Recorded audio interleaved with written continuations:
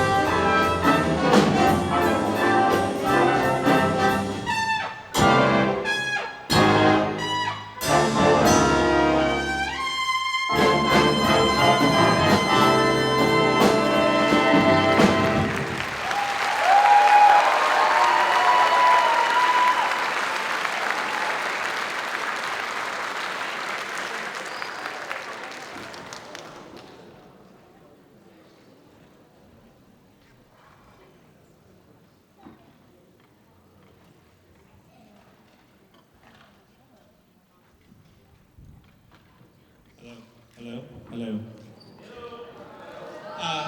Thank you so much for being here tonight. This is our Jazz Band 1. That, of course, was Jingle Bells. It featured Ava Rodriguez on alto sax, Johnny Nelson on alto sax, and then some high notes from Ethan Pastor in the back at the end there. This next chart we're going to do is going to feature a lot of people, so I'll introduce them at the end, but we are welcoming Crosby Benjamin on flute. This is Gordon Goodwin's arrangement of God Rest You Merry Gentlemen.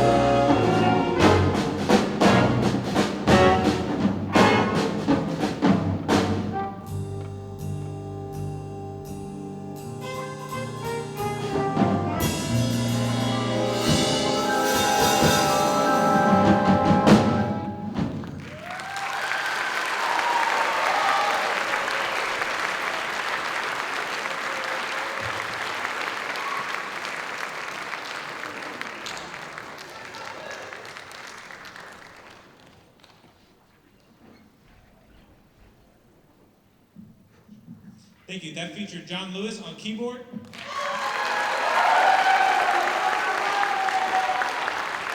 Andrew on drums. As I said before, Crosby Benjamin, who left the stage on flute.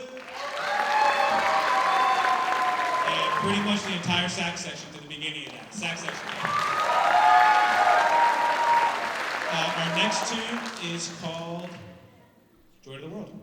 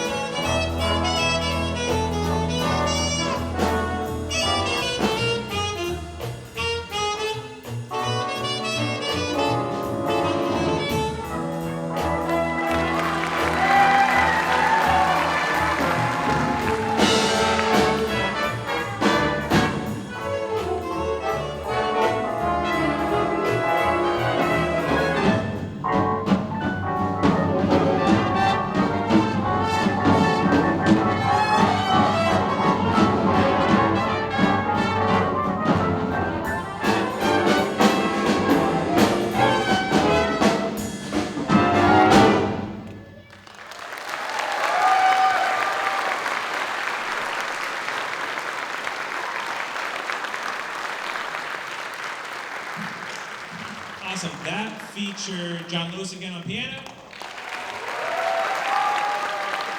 Ethan Pastor on trumpet, Johnny Nelson alto sax.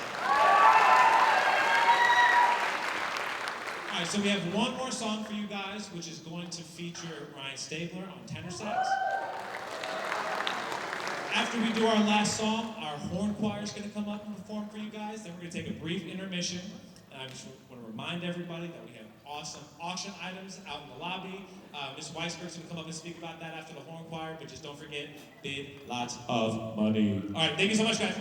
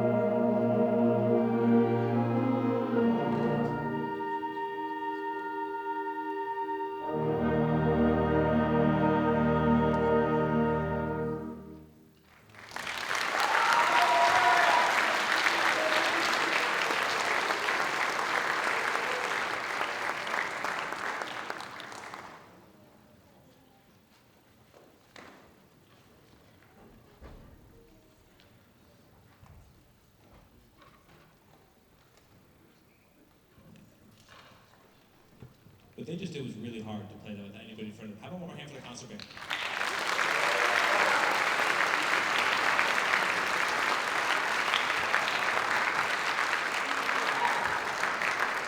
I always like it when they're able to make music without like somebody in front of them. It's just them. They're doing their thing. They're communicating, and it's really great. Our concert band here is our third ensemble. Raise your hand if you are a freshman and this is your first high school concert. Guys, clap it up. Awesome. Sophomores, raise your hand. Sophomores, clap it up for the sophomores.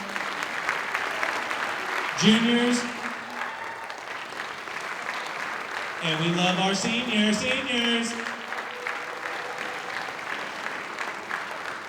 Awesome. Now we'll have to the stage Miss Murthy and Hanukah Holiday.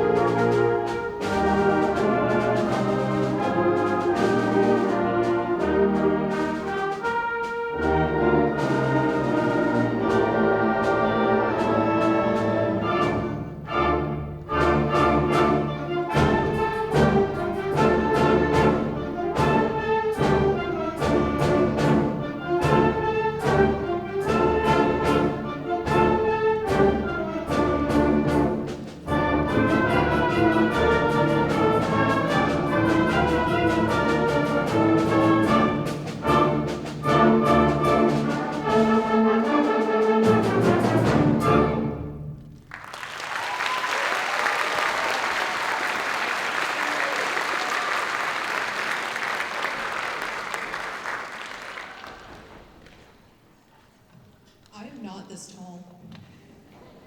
I don't even wear any heels, guys. All right, this song that you just heard was called Hanukah Holiday. The coolest thing about concert band, I honestly, if Wind Ensemble kids are here, no, they're not. I really love this band a lot. They're honestly my favorite group to work with because they come into high school, riding off the high from middle school. They're like, we love middle school band. We want to do this in high school, and it's super awesome. And we just take what they get from the middle schools and we just push it further. The best thing about these kids is that they see examples from their fourth period peers, they see examples from Wind Ensemble, and they're super cool because they take opportunities the same way the rest of the bands do. So we had students from this band also audition for our all-county, all-state, things like that, which is really, really cool for a third band. So please give it up for these students.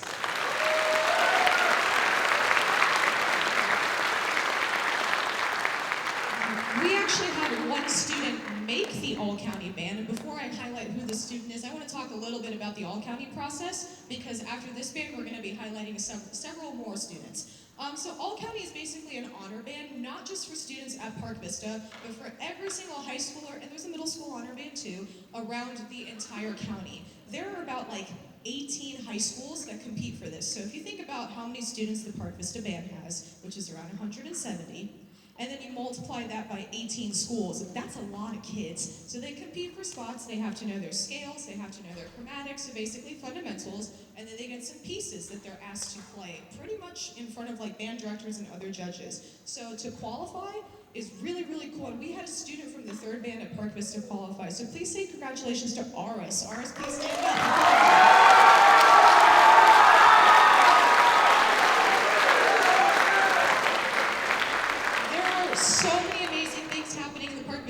And this is definitely one of them, and he's not the only student that was brave enough to audition. There were several other students in this ensemble, so I just wanted to highlight that.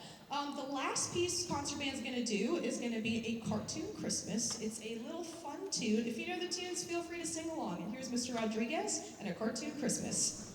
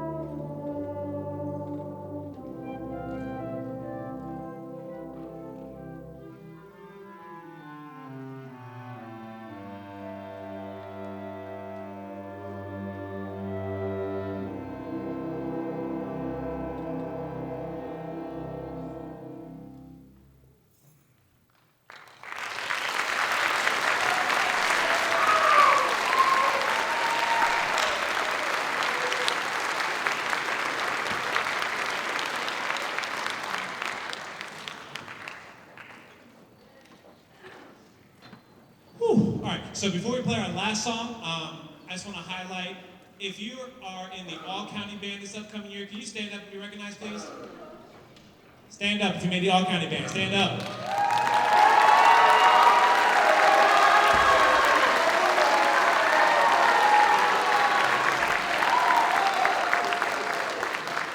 Thank you guys so much. All right, so just to recap, our first song was a song called Whispers.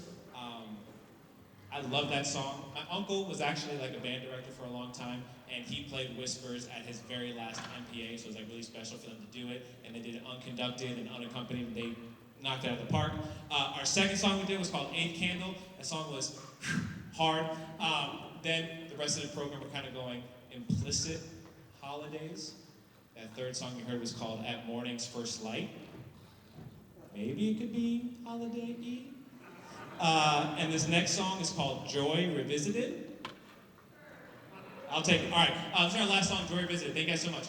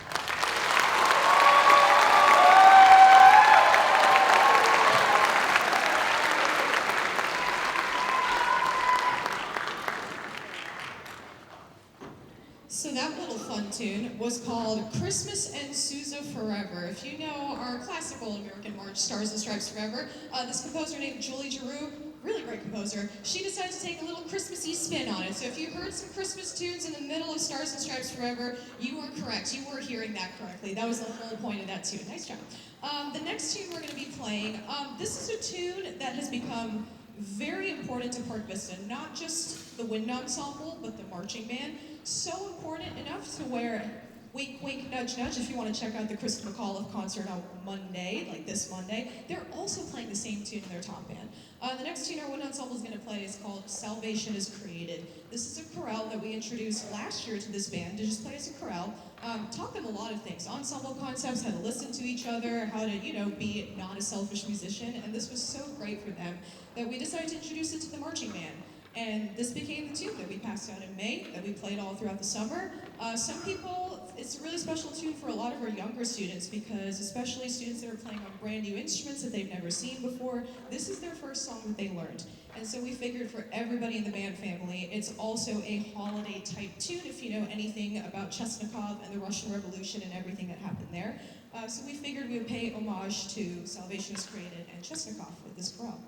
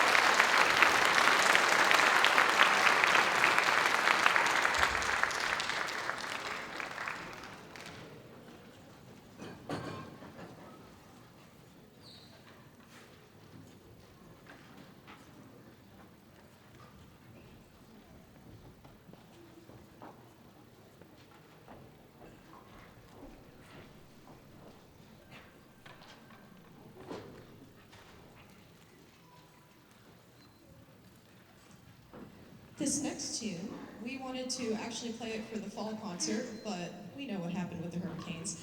So we're pulling it out from the fall again. It's a tune by Percy Grainger called Themes from Green Bushes. This has been one of the challenge pieces that we threw at this group. It is there's Easter eggs hidden in the piece. There are some tunes that you would probably recognize. If you know British folk songs, English melodies, you would recognize a couple of the tunes in there. But there are some hidden Easter eggs with this piece. Not only is it just a classic wind band work, it was written around the holiday time as well. So we like to do what we call implicit Christmas around here and implicit holidays around here. So this is another one of our implicit holiday tunes. If you dig deep, there's probably a meaning in there. But on the outside is just called Themes from Green Bushes. So while our percussion gets set, here's Themes from Green Bushes.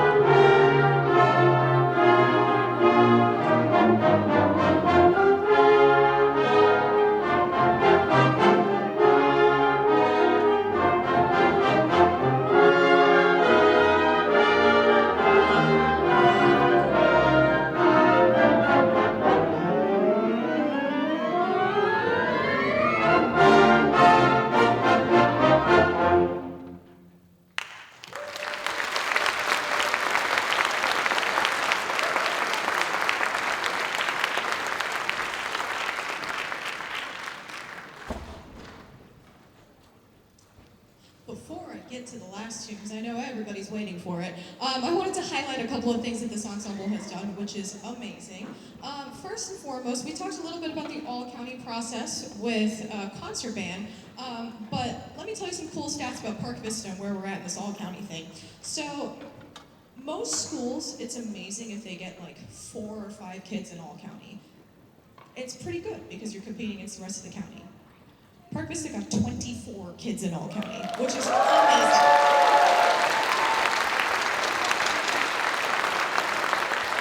And the best part about this whole thing is I'm pretty sure this is the highest number of students that Park Vista has gotten in all county since the school opened. So this is amazing for all of them. Please give them another round of applause.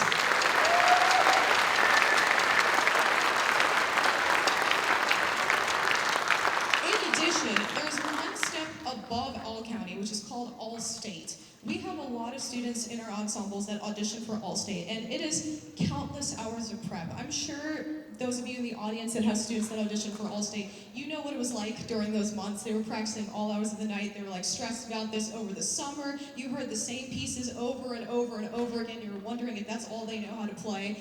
It's a very rigorous process. And not only do they just have to learn these pieces, they have to play them in front of cameras. They have to compete against students all over the entire state, which is a wild process. Not only do the students learn how to battle their audition anxieties, how to battle any performance anxieties, they become such better musicians because of it, because they have time requirements to play their scales, they have time requirements to play their chromatic scale, and their little prepared excerpts that they have to do, it's marvelous how many little details matter.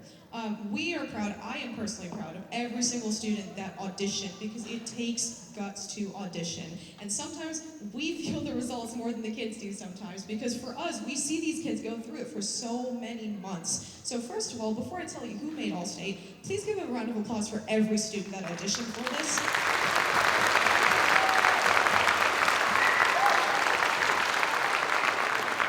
So the way All-State works is similar to All-County. There's 2 bands. There's a 9-10 band and an 11-12 band. We had 6 students qualify for the All-State bands this year, which is amazing. I'm going to call them out. There's Daniel Kaufman on French horn. There's Emily Fleming on trumpet. Ethan Pastore also on trumpet.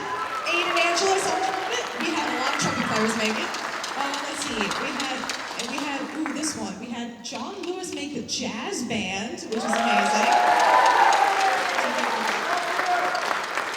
And we had Galila, freshman on trombone, make it. Nice job, Galila.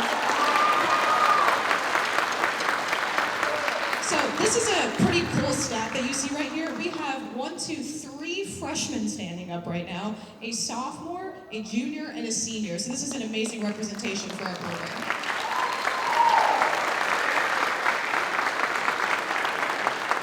And while these 6 students qualified, I know there's about like 10 others in this band right now that are gunning for those spots next year. So you might see 16 kids stand up next year, which would be amazing for all of us. Yeah, give it up for that one. They're putting so much work in. We got a couple more things to close out your night. This one, we can't let you go into the world after a concert without playing the classic wind ensemble tune, Sleigh Ride. So we got a Sleigh Ride for you, and then you might see a couple students slowly start to make their way around the perimeter of the auditorium. Yeah, we got a little surprise for you after that too. So without further ado, here's Sleigh Ride.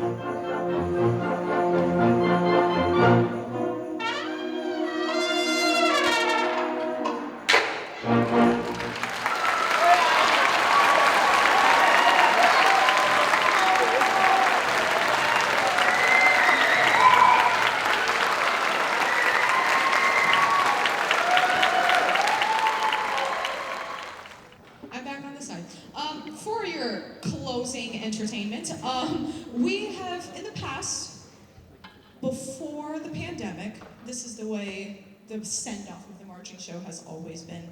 For the past couple of years, we did do it at Fusion, but we figured we might as well do this portion when the music is still fresh on their brains, they're still thinking about the show, there's still some kids that are watching it in the band room every other day, and I'm like, oh my god, turn this off, guys, it's over. But you will see around you in the auditorium our Park Vista Striking Cobra Marching Band.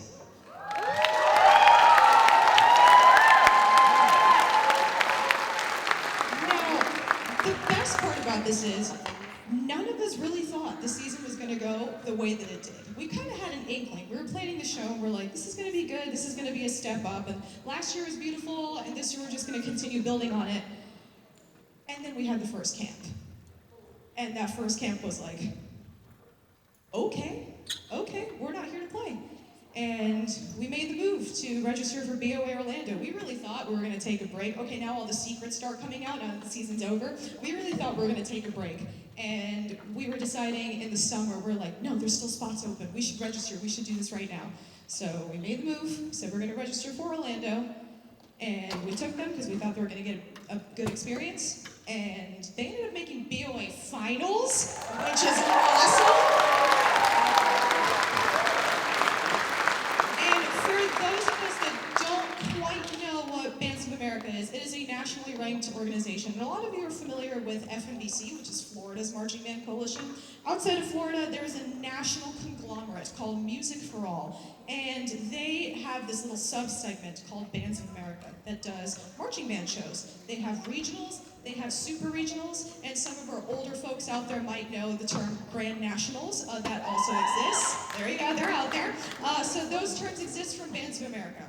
The Orlando Regional is known for being an absolute bloodbath. Some of the best bands in the entire country come to Orlando. Secretly, I think it's because they want a Disney trip. But all of them come to Orlando to compete, and there's some great bands in Florida. There are some amazing bands in Georgia, South Carolina, North Carolina. We had a band come from California this year, so it's a whole bloodbath. And no matter how many bands compete at this contest, they only take 12 in finals. That's it. It's so tough. So the fact that this band was in the top 12 is amazing.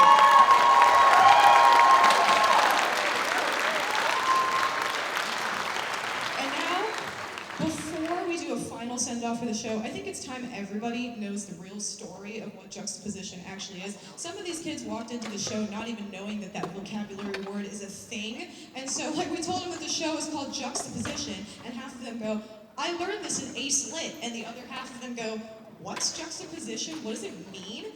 So I'm here to define to you, in our band terms, what juxtaposition actually means. So now that the secrets are coming out, so a year ago we went to London as part of the London Youth Day Parade, and we were on this bus ride.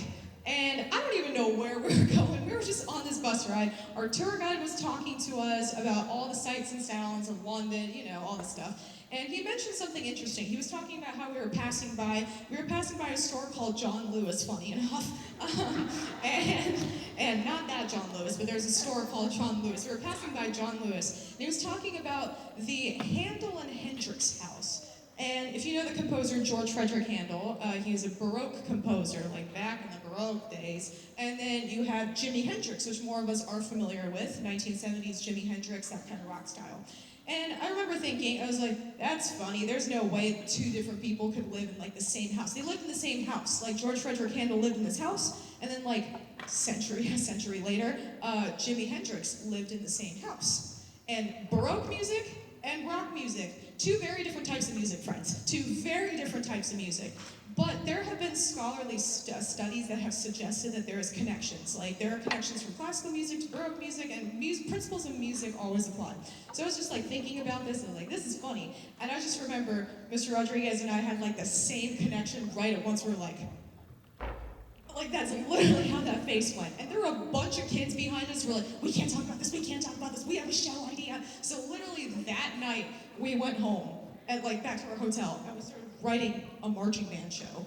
And the more we started writing the show, the more, this was my first one personally, seeing from start to finish, like the design process. So that was new for me. Cranes was a show that was designed beforehand, but for me, just immersing myself in the show and immersing it for the kids, it was an experience. And so to define juxtaposition, it is two things that aren't supposed to go together, or two contrasting elements that work together to create unity, create harmony, things like that. Wordplay, you often see it with oxymorons, paradoxes, anything similar like that. That is a juxtaposition. So, oh, you're joking right now.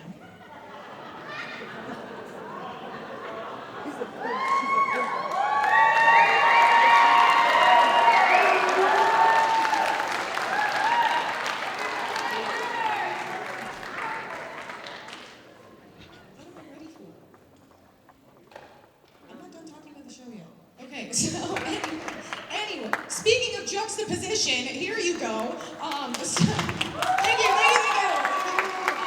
Anyway, so we started writing the show, and that's how the show started, with the music, with the style, with the choreography, everything. I'm so happy John Lewis has signal right now, that's why I've been buffering. The whole point of the show was things that you don't normally think go together, but they do go together. So we started out the first movement with DSE right, like probably the most like downwards aggressive music you can get. Then we went into this like little wind band piece and we contrasted it with Boston's foreplay long time. Then we had Swan Lake with Shawn Mendes, as Mr. Norman affectionately called Swan Mendes, and I can't get out of my head. And then our fourth movement was Pines of Rome, which is another classic orchestral excerpt with Jimi Hendrix's Fire. And we figured that this show was more than just the music and more than just the drill. It was about the kids. It was about literally us. It was a show for everybody around here. It is things that you don't normally think go together. And we talked to these kids a lot that if it weren't for band, half of you wouldn't really be friends with each other. And all of them agreed. They're like, yeah, outside of band, we really wouldn't be friends with each other. But this was a show for us. This was a show for everybody around in the perimeter. This was a show for everybody sitting in the seats right now. This was for our whole community. So this is, as soon as we have signal on this is Juxtaposition. All 4 acts, 1, 2, 3, and 4. Take it away, Crosby.